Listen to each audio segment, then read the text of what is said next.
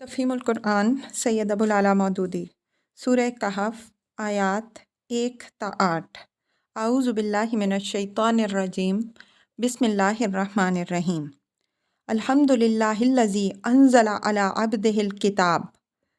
तारीफ़ अल्लाह ही के लिए है जिसने अपने बंदे पर ये किताब नाजिल की। वलम यजअल लहू इवजा, और इसमें उसने कोई टेढ़ ना रखी। तफसीर यानी ना इसमें कोई इंच पेंच की बात है जो समझ में ना आए, और ना कोई बात हक व सदाकत की ख़त मुस्तकीम से हटी हुई है जिसे मानने में किसी रास्ती पसंद इंसान को तामुल हो। क़य्यिमन लियुनज़िरा बअसन शदीदम मिन लदुन्हु, ठीक ठीक सीधी कहने वाली किताब, ताकि वो लोगों को खुदा के सख्त अजाब से खबरदार कर दे। वयुबश्शिरल मुमिनीन अल्लज़ीना यअमलूनस्सालिहाति अन्ना लहुम अजरन हसना, और ईमान लाकर नेक अमल करने वालों को खुशखबरी दे दे कि उनके लिए अच्छा अजर है। माकिसीना फ़ीहे अबदा, जिसमें वो हमेशा रहेंगे। वयुनज़िरल्लज़ीना क़ालू इत्तख़ज़ल्लाहु वलदा, और उन लोगों को डरा दे जो कहते हैं कि अल्लाह ने किसी को बेटा बना लिया है। तफसीर यानी जो खुदा की तरफ औलाद मंसूब करते हैं। इसमें ईसाई भी शामिल हैं और यहूद भी और मुशरिकीन अरब भी।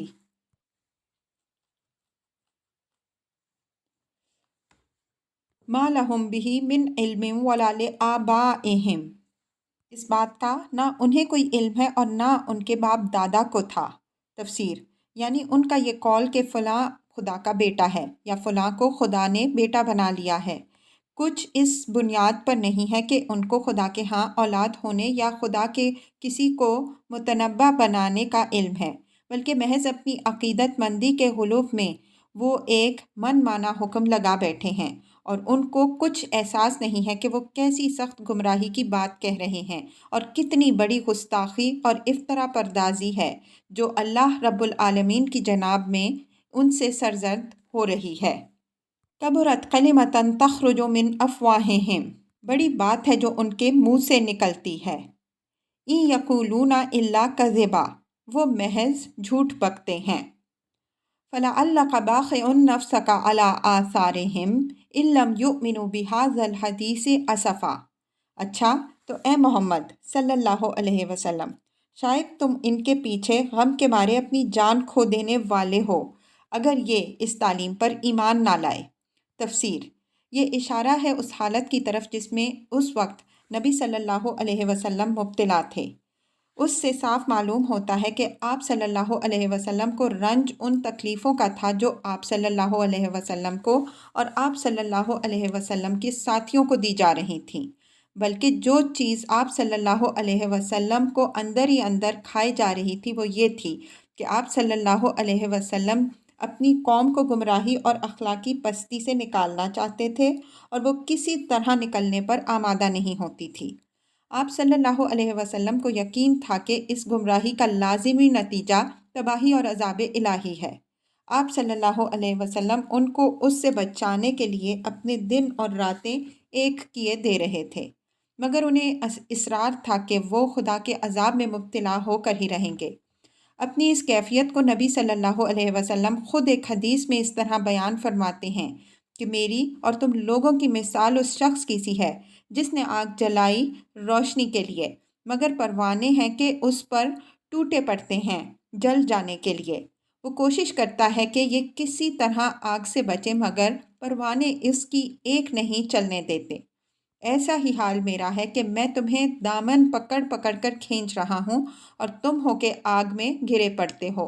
इस आयत में बज़ाहिर तो बात इतनी ही फरमाई गई है कि शायद तुम अपनी जान इनके पीछे खो दोगे, मगर इसी में एक लतीफ़ अंदाज से आप सल्लल्लाहु अलैहि वसल्लम को तसल्ली भी दी गई है कि इनके ईमान ना लाने की ज़िम्मेदारी तुम पर नहीं है, इसलिए तुम क्यों अपने आप को रंजो गम में घुलाए देते हो। तुम्हारा काम सिर्फ बशारत और इंजार है, लोगों को मोमिन बना देना तुम्हारा काम नहीं है। लिहाजा तुम बस अपना फरीज़ा तबलीग अदा किए जाओ। जो मान ले उसे बशारत दे दो, जो ना माने उसे बुरे अंजाम से मुतनब्बे कर दो। انا جعلنا ما علی الارض زینۃ لہا لنبلوہم ایہم احسن عملا۔ واقعہ یہ ہے کہ یہ جو کچھ سر و سامان بھی زمین پر ہے، اس کو ہم نے زمین کی زینت بنایا ہے تاکہ ان لوگوں کو آزمائیں، ان میں سے کون بہتر عمل کرنے والا ہے۔ وَإِنَّا لَجَاعِلُونَ مَا عَلَيْهَا صَعِيدًا جُرُزًا۔ آخر کار اس سب کو ہم ایک چٹیل میدان بنا دینے والے ہیں۔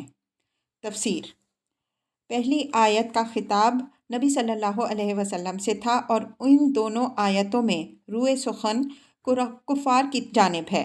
نبی صلی اللہ علیہ وسلم کو ایک حرف تسلی دینے کے بعد اب آپ صلی اللہ علیہ وسلم کے منکرین کو خطاب کیے بغیر یہ سنایا جا رہا ہے کہ یہ سر و سامان جو زمین کی سطح پر تم دیکھتے ہو اور جس کی دل فریبیوں پر تم فریفتہ ہو، یہ ایک عارضی زینت ہے جو محض تمہیں آزمائش میں ڈالنے کے لیے مہیا کی گئی ہے۔ تم اس غلط فہمی میں مبتلا ہو کہ یہ سب کچھ ہم نے تمہارے عیش و عشرت کے لیے فراہم کیا ہے، اس لیے تم زندگی کے مزے لوٹنے کے سوا اور کسی مقصد کی طرف توجہ نہیں کرتے، اور اسی لیے تم کسی سمجھانے والے کی بات پر کان بھی نہیں دھرتے۔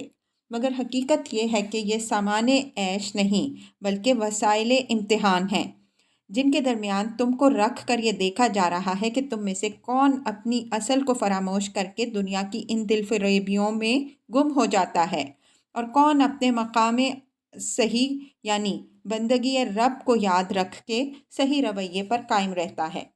جس روز یہ امتحان ختم ہو جائے گا اسی روز یہ بساط عیش الٹ دی جائے گی اور یہ زمین ایک چٹیل میدان کے سوا کچھ نہ رہے گی۔